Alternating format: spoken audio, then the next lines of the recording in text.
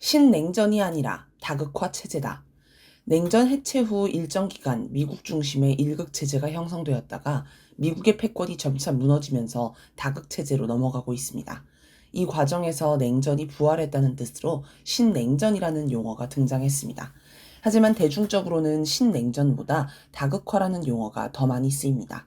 신냉전이라는 용어가 부적절하다고 지적하는 전문가도 많습니다. 신냉전은 과거의 냉전, 구냉전과 유사한 질서가 다시 생겼다는 뜻입니다. 그러면 과연 오늘날 국제 질서가 구냉전 시기와 비슷하다고 할 수 있을까요? 구냉전은 2차 세계대전이 끝나고 세계가 미국 중심의 자본주의 진영과 소련 중심의 사회주의 진영으로 나뉘어 실제 전쟁, 열전은 하지 않지만 이념적, 외교적, 군사적, 경제적 대립을 하며 전쟁에 준하는 위기가 이어지던 질서를 뜻합니다. 여기에 어느 진영에도 속하지 않은 제3세계 비동맹 진영도 있었습니다. 하지만 제3세계 국가들도 완전한 중립은 아니고 미국과 소련 중 어느 한 나라에 종속되는 경우가 많았습니다. 종속되지는 않더라도 둘 중 한 나라에 더 가까운 게 일반적인 모습이었습니다. 물론 구냉전 질서를 자세히 들여다보면 좀 더 복잡한 구조가 나옵니다. 예를 들어 자본주의 진영에서 프랑스가 중립 노선을 선언하면서 1966년 나토에서 탈퇴하고 나토군을 추방하는 일이 있었습니다. 또 사회주의 진영에서 중국이 소련에 종속되지 않고 독자 행보를 하면서 경쟁했는데 미국이 이 틈을 활용해 중국과 손을 잡고 소련을 견제했습니다.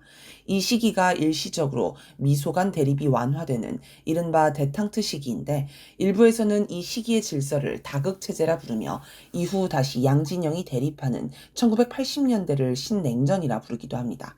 하지만 기본적으로 20세기의 절반은 미국과 소련의 대립을 기본으로 한 냉전 시기라고 할 수 있습니다. 그리고 이 시기 소련 중심의 사회주의 진영, 특히 동유럽은 소련의 강력한 통제 아래 있었습니다. 소련은 종종 동유럽 국가들의 정치에 간섭했습니다. 또 사회주의 진영은 경제 상호 원조회의, 코메콘, 세브라는 기구를 중심으로 경제 운용을 했는데 소련은 이 기구를 통해 전체 사회주의 진영 국가들의 경제를 종속시켰습니다. 당시 소련은 코메콘 회원국 에너지 자원의 90%, 인구의 70%, 국민 소득의 65%를 점유하고 있었기 때문에 이게 가능했습니다. 그러다 20세기 후반이 되면서 소련이 해체되고 사회주의를 포기합니다.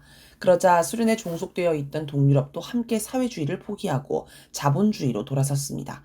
소련 중심의 사회주의 진영이 붕괴하자 미국 중심의 자본주의 진영이 승리를 선언했고 이후 미국 중심의 일극체제가 형성되었습니다.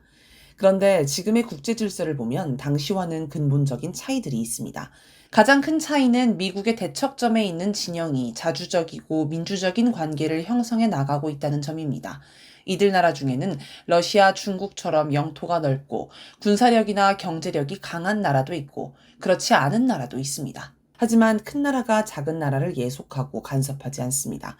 서로 자주권을 존중하며 경제 협력은 하지만 경제의 자립성을 포기하고 남에게 의존하지는 않습니다. 예를 들어 중국이 경제 규모로 세계 2위, 무역 규모로 세계 1위를 차지하지만 그렇다고 중국이 다른 나라 경제를 장악하고 약탈하는 모습은 없습니다. 중국은 미국처럼 다른 나라의 특정 부문 예산을 증액하라고 요구한다거나 특정 경제 정책을 도입하라고 강요한다거나 관세를 무기로 거금을 투자하라고 강요하지 않습니다. 혹자는 구냉전이 미국과 소련의 대립이었다면 신냉전은 미국과 중국의 대립이라고 설명합니다. 하지만 미국의 대척점에 있는 중국이 다른 반미 국가를 대표하거나 지휘하지도 않습니다. 북한, 중국, 러시아, 이란, 베네수엘라, 쿠바 등 각국이 서로 협력하면서도 각자 자기 국익에 따라 독자적인 판단과 군사, 외교, 경제 분야에서 미국의 횡포에 맞서며 국제사회에서 목소리를 냅니다. 구냉전과 지금의 차이점이 또 있습니다. 당시에는 소련, 중국이 서로 사회주의 종주국을 자처하며 대립하고 견제했습니다. 심지어 1969년에는 국경 분쟁까지 벌였습니다.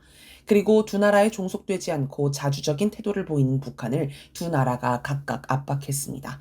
그러나 지금은 북중러가 서로 존중하고 신뢰하며 협력합니다. 예를 들어 러시아는 2023년 중국에 연해주 블라디보스토크 항구 사용권을 제공했습니다. 원래 연해주는 청나라 땅이었지만 1860년 베이징 조약으로 러시아 땅이 되었습니다. 소련은 중국이 연해주에 중국인을 이주시킨 후 경제력으로 장악해 땅을 되찾으려 할 수 있다는 우려로 중국의 연해주 진출을 철저히 차단했습니다.